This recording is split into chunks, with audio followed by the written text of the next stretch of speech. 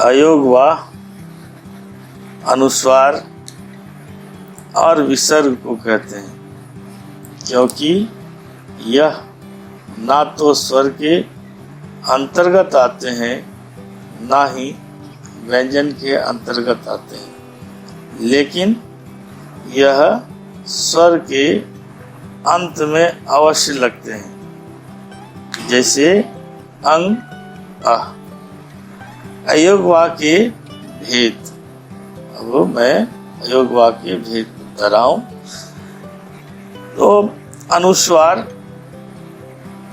और विसर्ग, कौन सा? अनुस्वार और विसर्ग, इसका उच्चारण नाक से किया जाता है। किसका? तो अनुस्वार का उच्चारण नाक से किया जाता है, जैसे हंस, अंश, कंस आदि।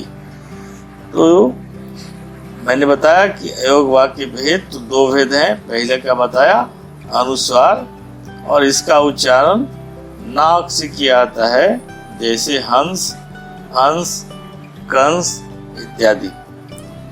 ये दूसरा है अयोग वा का ही भेद है विसर्ग। क्या है? विसर्ग।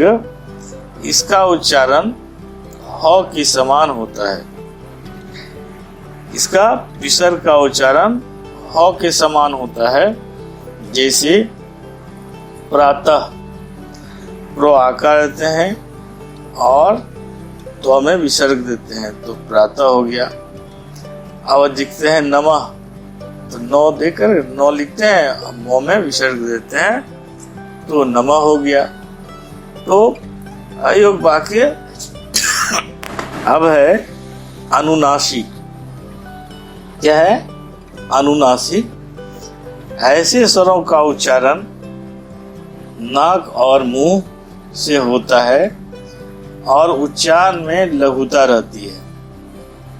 क्या रहती है? अनुनासिक में ऐसे स्वरों का उच्चारण नाक और मुंह से होता है और उच्चारण में लघुता रहती है। जैसे हम लोग लिखते हैं ना ऊपर चांद बिंदु किसी के में, जैसे लिखते हैं गांव, गो आकार है, ऊपर चांद बिंदु है वो। फिर लिखते हैं दांत, दो आकार है, ऊपर चांद बिंदु है, तो दांत। ये अनुनासिक के उदाहरण है। जब शब्द में मात्रा लगी रहती है तो चंद्र बिंदु की जगह मात्रा बिंदु लगा दिया जाता है, जैसे मैं। तो मैं लिखते हैं तो ऊपर में जो है अनुस्वार देते हैं, तो ये मैं हो गया। फिर अनुस्वार और अनुनासिक में अंतर क्या है? अनुस्वार और अनुनासिक में अंतर। अनुस्वार और अनुनासिक के उच्चारण में भिन्नता है, मतलब अलग अलग उच्चारण है इसका। अनुस्वार के उच्चारण में वायु नाक से निकलती है। क्या निकलती है?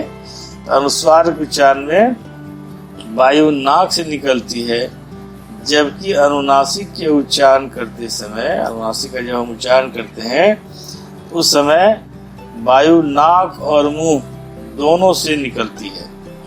कहाँ से निकलती है?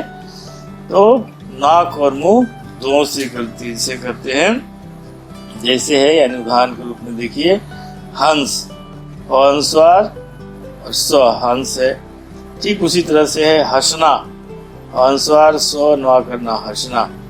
ये अनुनासिक और अनु के का अंतर मैंने बताया। अब है उच्चारण के आधार पर व्यंजन के प्रकार। मैंने बताया था उस दिन कि मैं व्यंजन के प्रकार भी बताऊंगा। तो ये अब है उच्चारण के आधार पर व्यंजन के प्रकार में पहला है अल्प प्राण। कौन सा है? अल्प प्राण।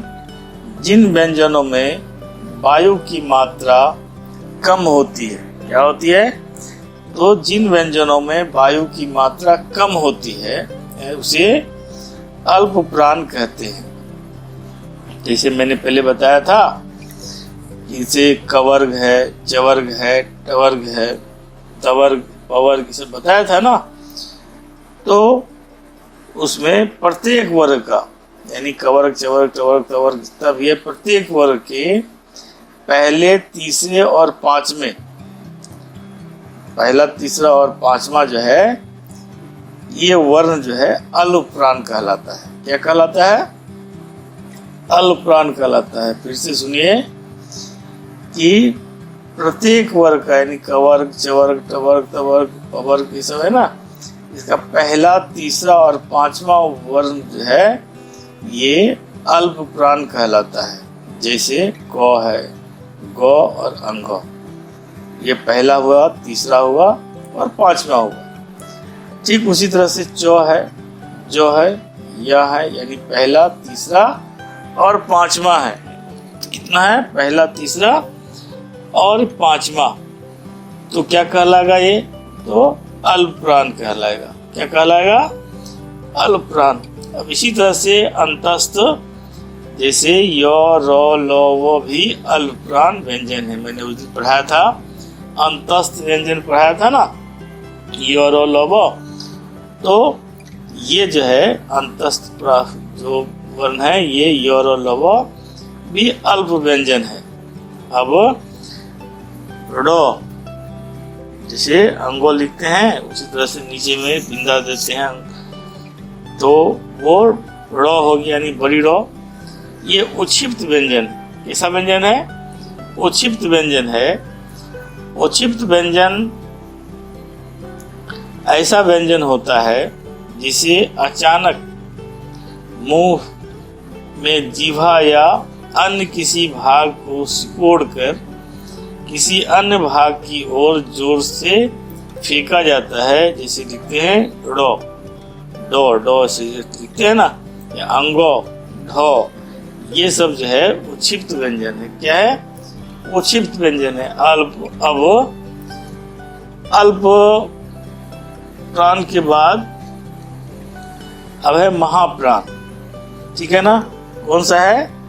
महाप्राण। अल्प प्राण के बाद महाप्राण है। जिन व्यंजनों के उच्चारण में वायु की मात्रा अधिक होती है, ध्यान से सुनेंगे, जिन व्यंजनों के उच्चारण में वायु की मात्रा अधिक होती है उन्हें महाप्राण कहते हैं। क्या कहते हैं? महाप्राण। अब प्रत्येक वर्ग का दूसरा, तीसरा और चौथा व्यंजन महाप्राण है। जैसे मैंने पहले कहा कवर्ग, चवर्ग, टवर्ग, तो अल्पप्राण में पहला, तीसरा और पांचवा, और महाप्राण में दूसरा और चौथा व्यंजन महाप्राण है। और जैसे उसमें महाप्राण के उदाहरण है ख और घ, यानी क, ख, ग लिखते हैं ना, तो उसमें दूसरा और चौथा ये महाप्राण कहलाते हैं। ठीक उसी तरह से च, छ, ज, ज में होगा छ और झ। ठीक है ना? ठीक उसी तरह से उस व्यंजन भी महाप्राण है। क्या है? उस व्यंजन भी महाप्राण है। मैंने बताया था कि तालव्य श, मूर्धन्य श, दंत स और ह यह ऊष्म प्राण है। कौन सा प्राण है? ये ऊष्म प्राण है। ठीक है ना? तो ये जो है ये महाप्राण है। ठीक है? उन ऊष्म व्यंजन भी महाप्राण की श्रेणी में आता है। ये वाक्य विचार जो था ये यही महाप्राण तक ही समाप्त हो गया। आप लोग इसको पढ़ लेंगे। अब जो शब्द विचार मैं पढ़ाऊंगा तो फिर उसका एक अलग जो है वीडियो बनाकर YouTube पर डाल दूंगा।